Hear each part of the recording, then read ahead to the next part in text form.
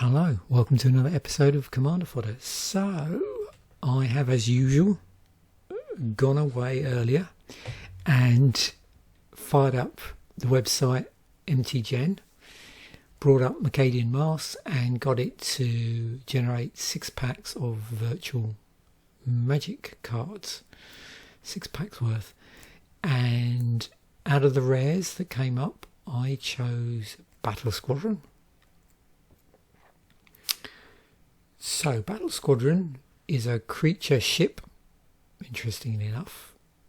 It's 3 and 2 red with flying, and its power and toughness are each equal to the number of creatures you control. Now, I was going to just check something because I was curious if this had been errated. Yeah, it's a creature goblin now. So it is actually a goblin, just for the reference there. Also, you can see it did turn up in the dual deck as well. So there we have that. So of course, what you want to do, and this is going to encourage me to do, is have lots of creatures in play. So we're in red. It's a goblin. Well, it's been errated to a goblin. So why not play Krenko? Because Krenko has this cool ability where you tap it, you put X 1/1 green, 1/1 green, 1/1 red goblin creature tokens onto the battlefield, where X is the number of goblins you control. So this is sort of ramping up your goblins, and this is exploiting the fact that that's increasing the number of creatures. And it's a goblin itself, so it's going to help with this ability, help scale this ability. I'm going to use the mountains from Mercadian Masks. I've opted not to also auto include any red EDH All-Stars from Mercadian Masks. I'm tending to shy away from doing that generally in these Commander Fodder episodes now, where I sort of also put in interesting Commander friendly cards as well. I think it's more fun to just see where the algorithm, the edhrec algorithm, actually takes us with a minimal choice. So most of the time it's going to be, a rare and an appropriate commander. If I'm lucky enough to get a rare that's also a legend, then that's great. I can use that. Also, if there's anything on colour in the rare slot, I'll choose a second colour, that sort of thing. But generally, keeping it really stripped down. Only got 35 lands here for the moment. I probably could play even less. I suspect playing goblins, we might have a fairly low curve, but we'll see. So we don't really want to be left with anything uncastable. I did think about bringing in one of the in Mercadian Masks there were those storage counter lands, but I thought against that. I thought no, just for the sake, because they're in Mercadian Masks, but I don't know whether there would be any advantage in actually doing that. So you can see if we do a search on all card types, no surprise, we have goblins and things that create goblins, including Krenko's command. So, Goblin Tribal it is, which was I sort of expecting here.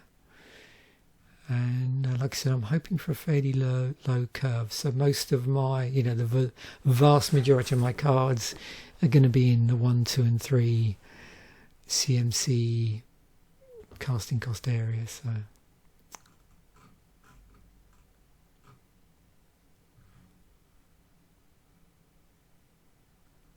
that's interesting. That's one that echoes the ability on our card, our actual Commander Fodder choice from Mercadian Masks.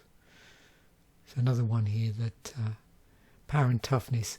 So this one is equal to the number of goblins on the battlefield, whereas, oh, my mistake. I keep doing that. I should really, yeah, I keep clicking this back button by mistake when I'm in archidekt as opposed to its own back button. Number of creatures. So this doesn't care at the time because it was a ship and not type goblin. It didn't specifically mention goblins. So a bit of a wider net that it casts. Okay. Oops. Dear me, I don't know what's the matter with me today. I'm a bit click crazy.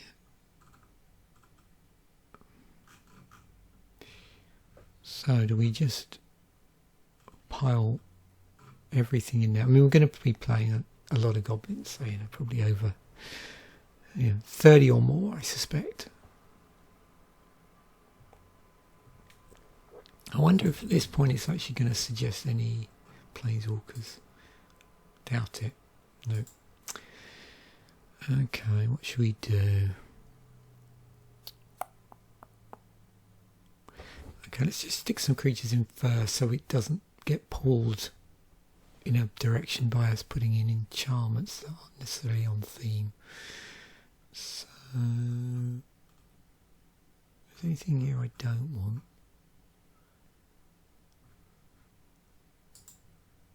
So let's just do everything that's specifically cares about goblins.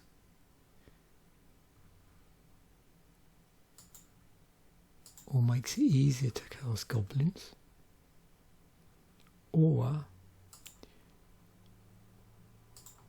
generates goblin tokens.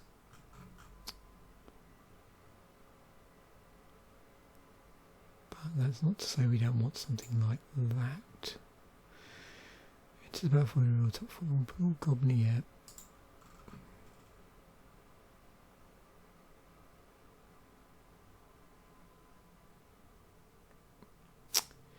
Whenever this creature attacks, each other attacking creature gets +1/+0 until end of turn.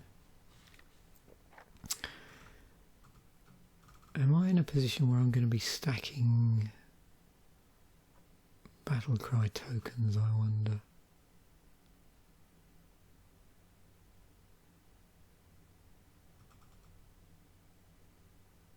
I say Battle Cry tokens, sorry, it's stacking Battle Cry on my creatures.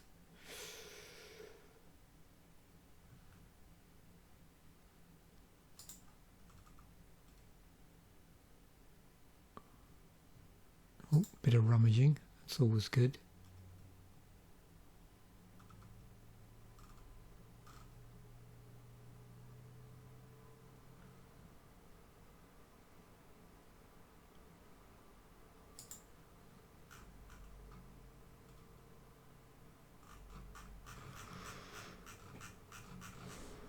I'll come back here in a moment, but what I'm going to do now is there's a number of instants from what I remember that generate goblins, or it might be sorceries actually, maybe I'm thinking of.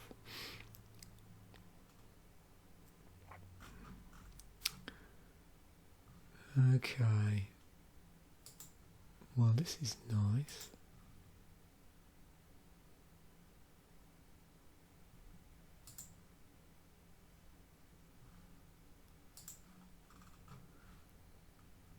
Do I want to get chaotic? This is the question.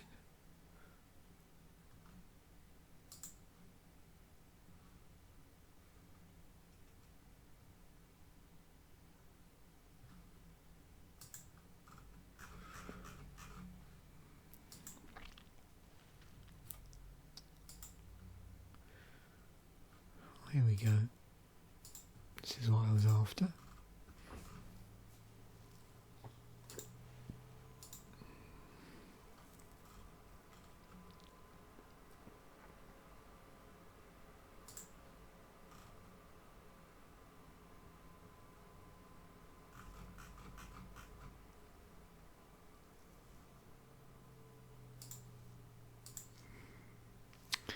So 6 instants, 7 sorceries. Let's look back and see what it's done here. See what else bubbles to the surface.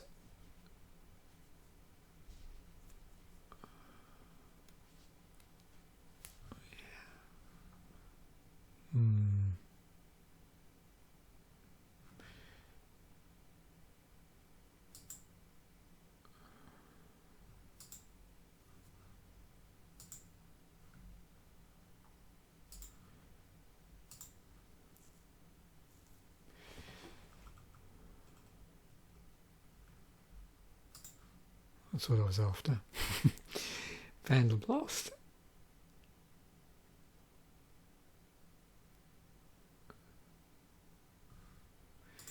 Gleeful Demolition.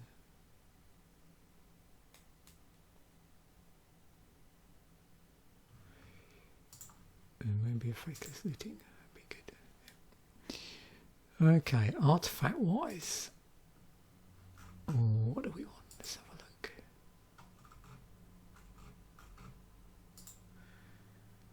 Okay, so I could play a Skull Clamp whilst my goblins aren't pumped to leverage a card draw. Once the 1/1s are pumped, and they're not going to die to this, so that's the only thing. But we'll give it a go. Okay. Where's... yeah, I want that definitely.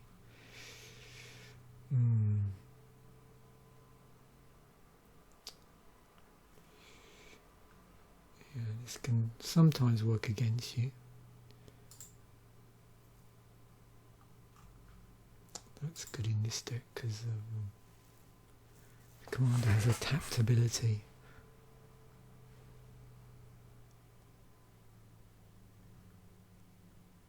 If I'm generating lots of creatures, I should play that as well, actually. 7.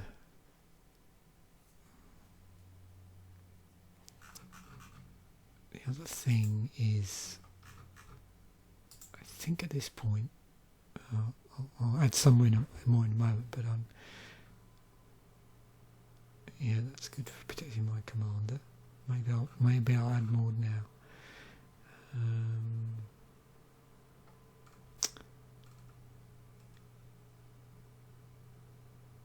Vanquish's Banner and Heraldic Banner.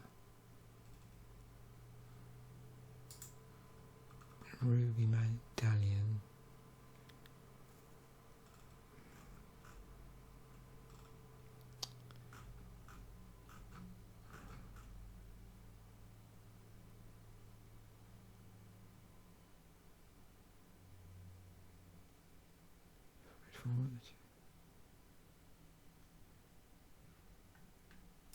Yeah, let's do that.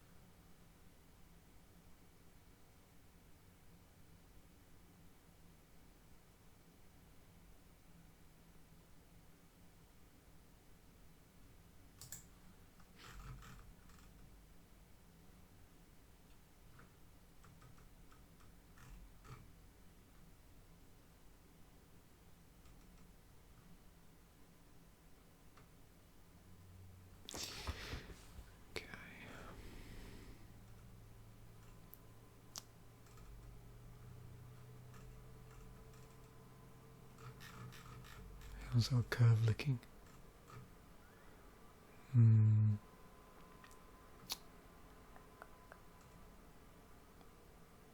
Average amount of 2.74, okay.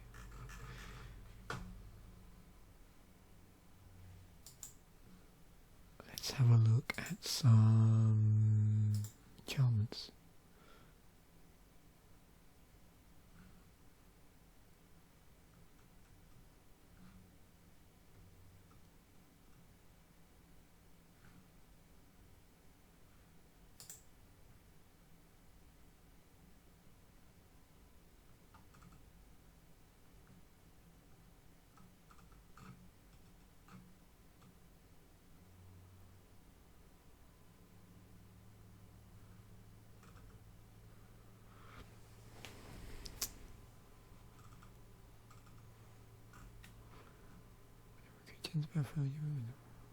Mm-hmm.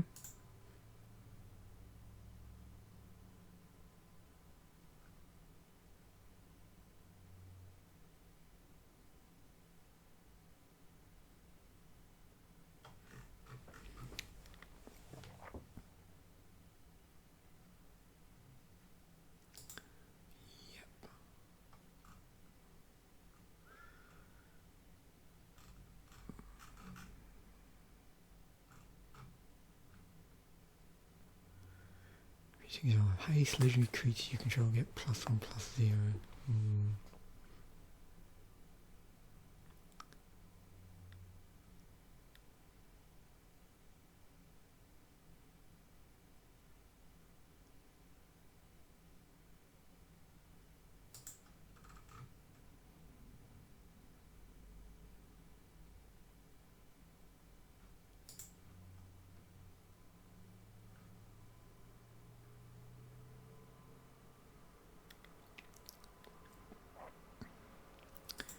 Purphoros, yeah. And Hammer of Purphoros. We've got Purphoros, we might as well have Hammer of Purphoros. Never creature you control. Yeah, once they get pumped, I don't think that's going to happen too much.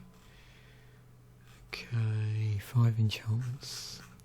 Yeah, I think that's probably okay. Let's just see if anything else bubbles to the top.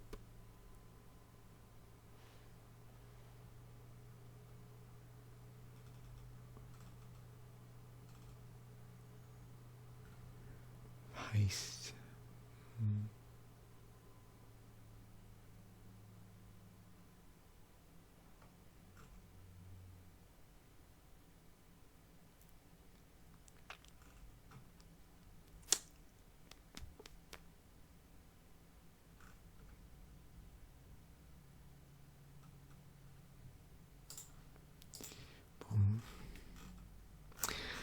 Right, so now we just goblin pile in with creatures, I suppose.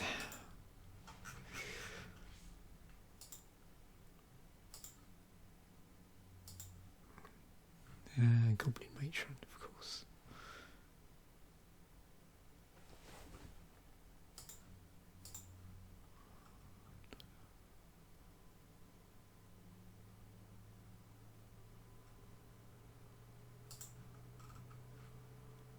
Yeah, Goblin King, Siege Gang Commander,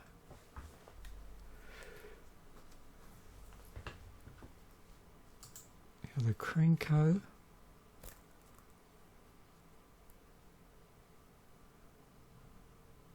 Goblin Recruiter,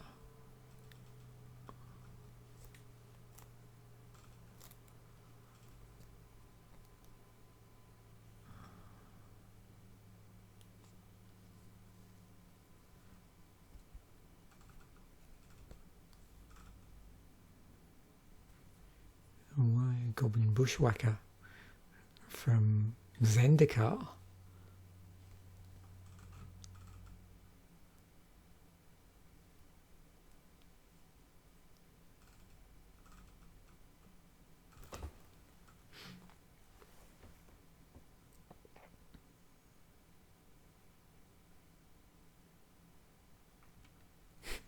It's funny. Looking at Rebel cards. So this is the mercenary from, what was it? Within that block, I think. So that That was a recruiter for goblins.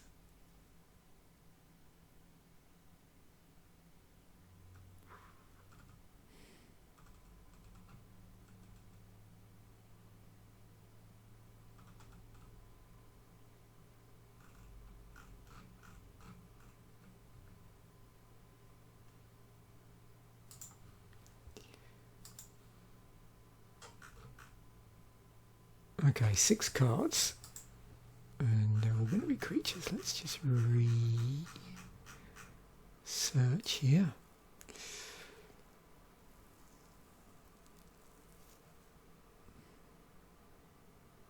Probably put the Goblin Matron in. I thought I'd clicked on that actually, but maybe not.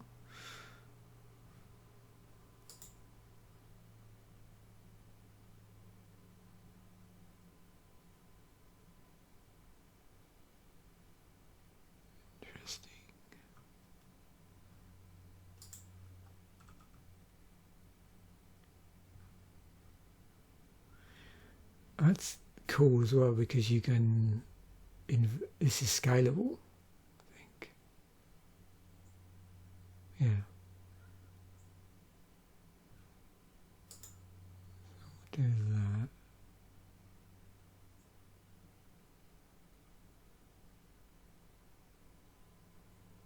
Top card of your library revealed. You may cast goblins on the top of your library.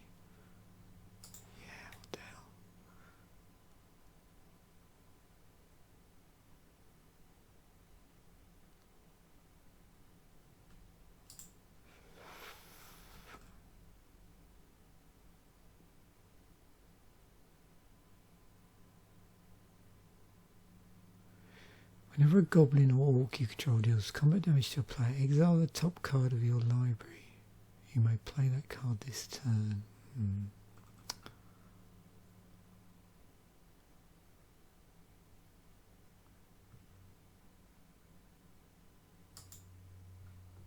This deck's probably going to be quite expensive. So quite a number of powerful goblin tribal cards. Yeah, I mean, there's just ridiculous amounts of goblin cards to choose from throughout Magic's history. Oh, there we go. We got there. So let's just look at this go. Yeah. Well, not too bad. I thought it was going to be a little bit lower here, but we've got an average of 2.77. So all I've got to do now is just look at my land base because I haven't added any utility lands in, so we should do that next. Actually, we'll just see if there's no planeswalker suggested. I didn't think there would be. Okay.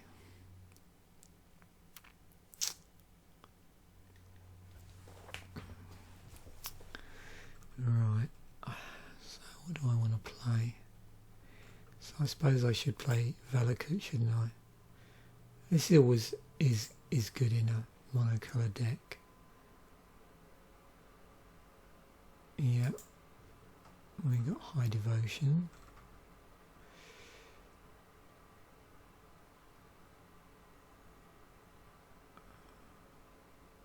Thematically, I'll play that.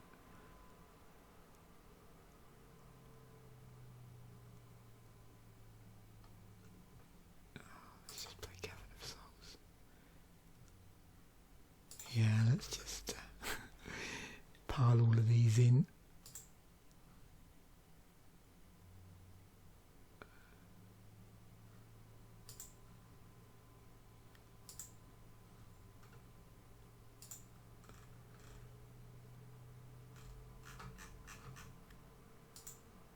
All the suggested lands. Let's see what else they suggest.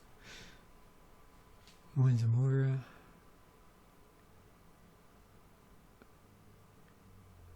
That's treasure tokens.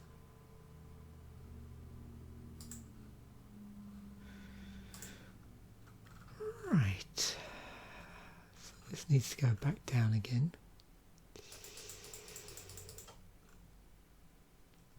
To 35.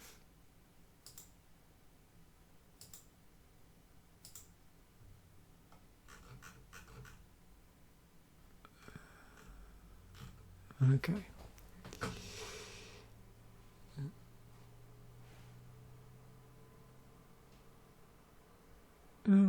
super salty. Let's export this. And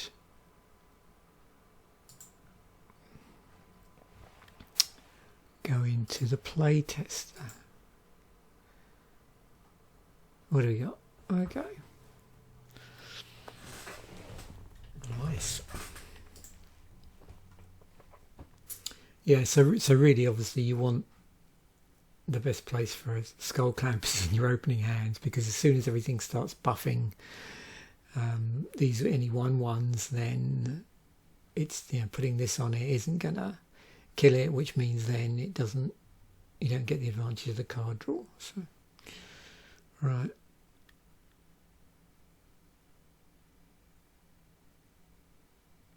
So probably I should just get this out. Name goblins. Thank you very much.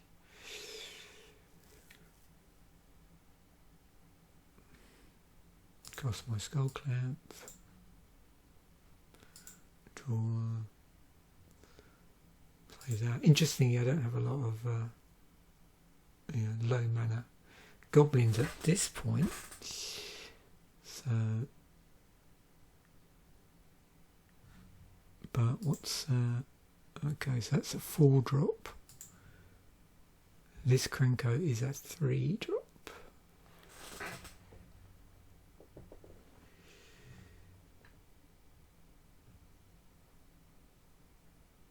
It's a battlefield with the top 2 cards even.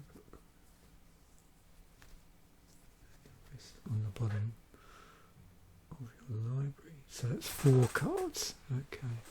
And that's a 4-drop. Right. Good to know. Okay, so I'll cast out Cranko.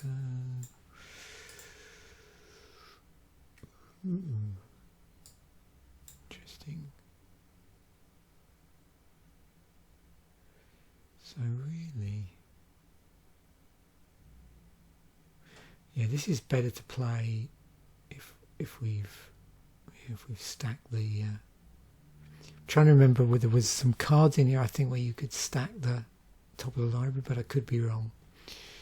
So maybe hold on to that till such a point where that might be the case. What was I going to do? Oh yeah, Beetleback Chief. So 2 goblins.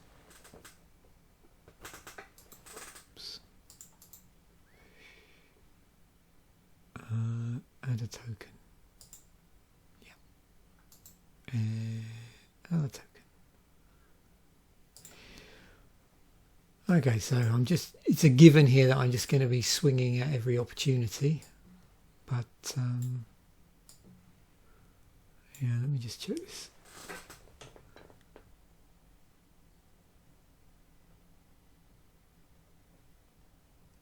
Yeah, so, yeah, I can sort of swing it, yeah. So, yeah, this deck can just get, these sort of decks can get silly, you know, fairly quickly. So yeah, I'm now in a position where I could cast the other Cranko, although probably I would want to protect that one maybe. Wait till some of my protection sort of equipment appears. Okay. I've got a Vandal Blast in hand. What's the overload on that? 5. So 4 and a red.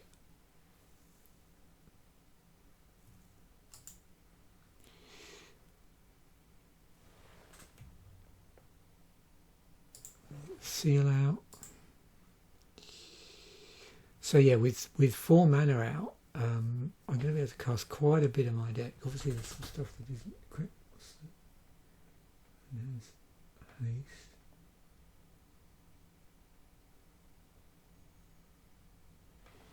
I mean, obviously here I'm casting stuff. Sometimes you don't necessarily want your equipment just laying out on the battlefield. But, yeah. It's blocking or blocked by a goblin or orc.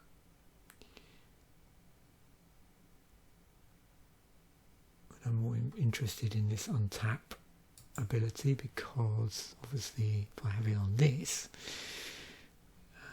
I can untap it and then generate more goblins than I would be able to normally.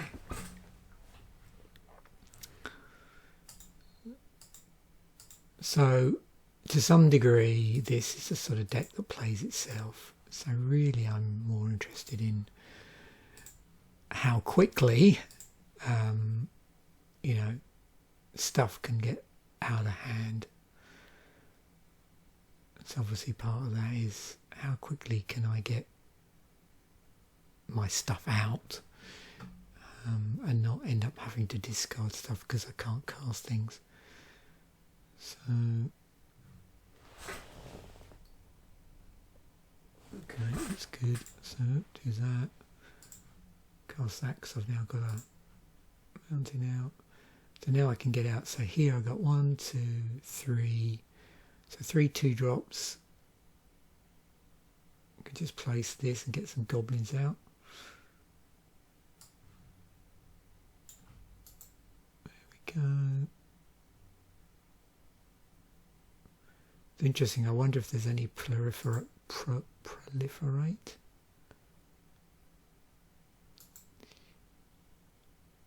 I'm trying to think of the other one as well that generates more tokens. I don't know if there's any in red that do that. I don't think I'm playing around with counters that much either, so probably not really a thing.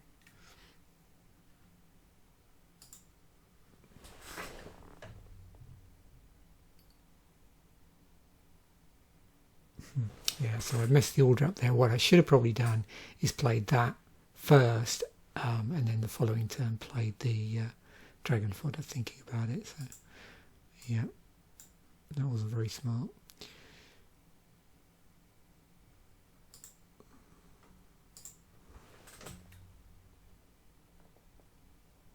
Yeah, so these are all useful, so that's good. Oh, there's my soul ring finally.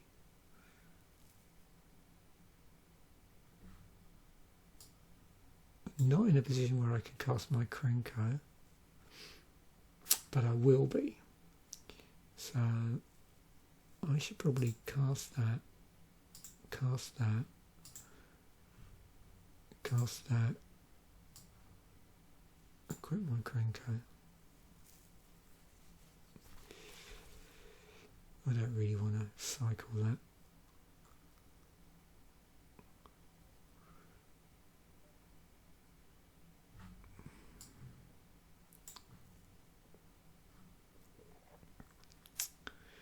So yeah, here anything apart from this, so these other 2 cards are all castable.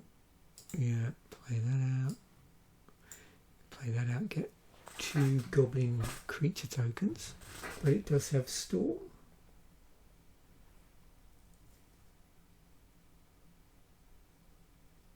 So I might want to save that back.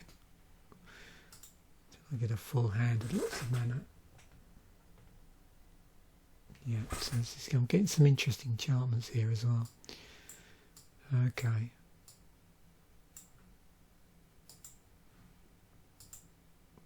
And so on. Yeah. Yeah, I think you get the idea. Oh, no hander. Right, it's better. Boom.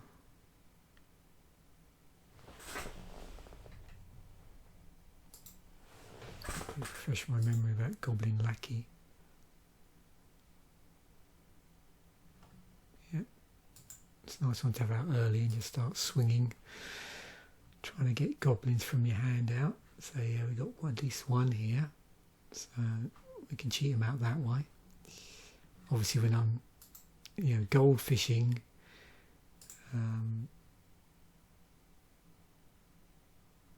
it's going to get through. So that's that artwork on there. It just makes me laugh.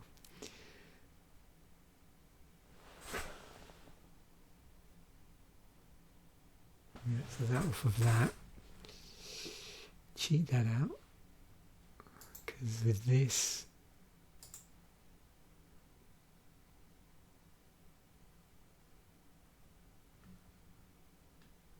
yep.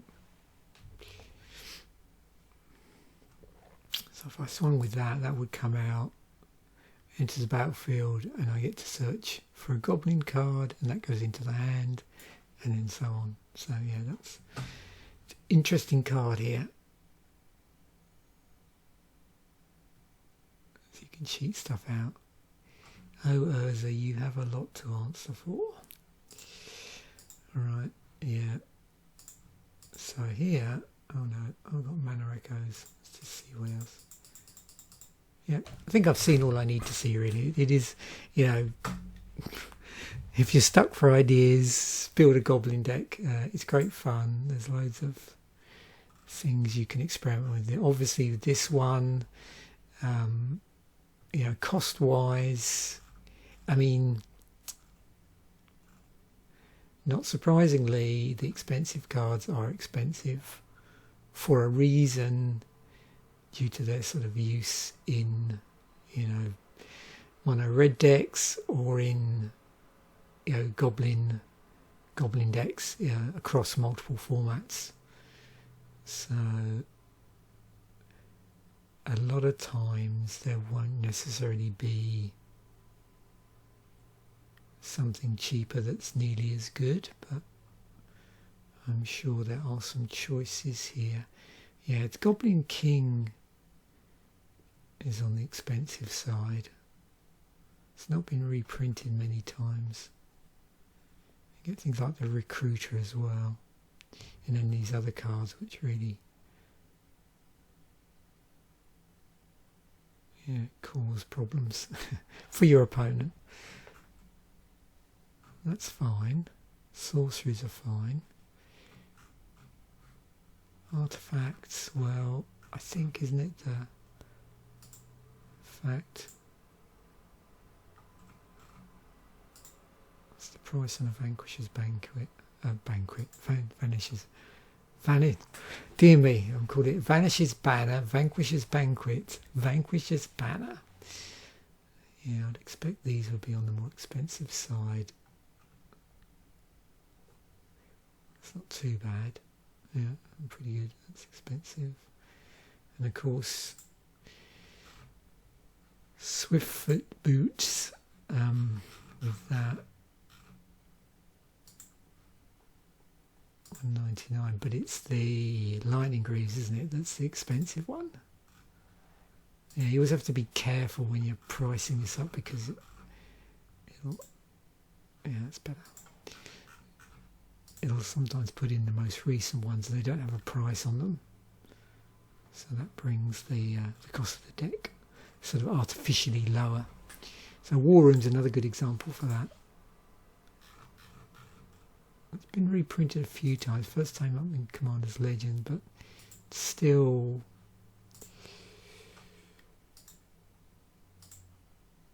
an expensive card. Where's the regular artwork? Oh, $3.49. I suppose that's not too bad. Which is a Faithless Looting. Oh yeah, that's common, isn't it? Yeah. Imagine Valakut now is $18. Wow. I'm trying to remember if I bought a playset of these when they were really cheap.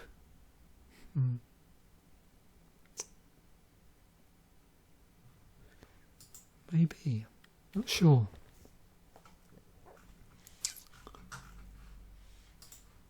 Okay, so there we have it. I think I'll stop there really, because, you know, once you've seen, you know, 2 or 3 hands with this sort of deck, you get the basic idea. Just, you know, it's getting stuff out there, and you know, building on the synergies. So I'm pretty happy with that. Curve wise, I mean, yeah, there might be some